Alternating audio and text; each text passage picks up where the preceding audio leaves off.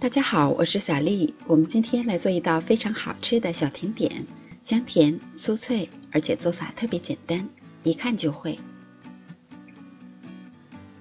在大碗中准备60克软化好的黄油，加入20克玉米油。我们用打蛋器把它打匀。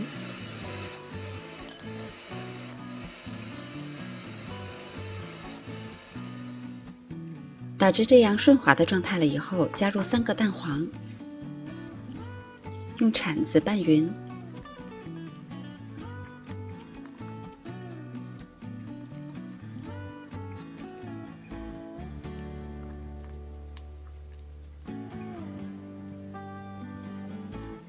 完全搅匀了以后，加入130克的低筋面粉。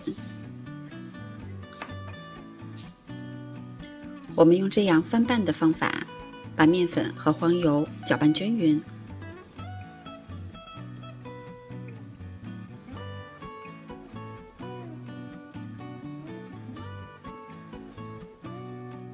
然后再加入40克的糖粉，也可以根据个人的喜好来适量的增减。加入15克奶粉，再加入50克葡萄干，葡萄干可以提前用温水浸泡一会儿。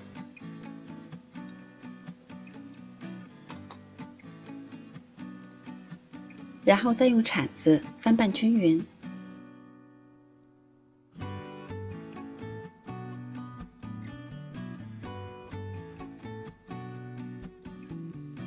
按照我的比例和出来的面团软硬度是刚刚好的，最后调成这样的状态就可以。然后直接揪下来一块面团放到手中，把它团好。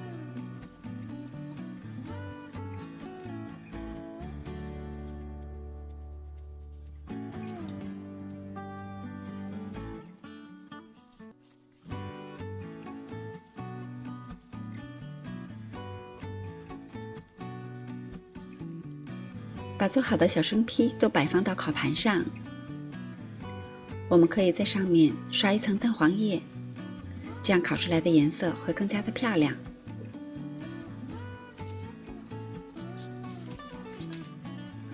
烤箱开上下火，170度，要提前预热。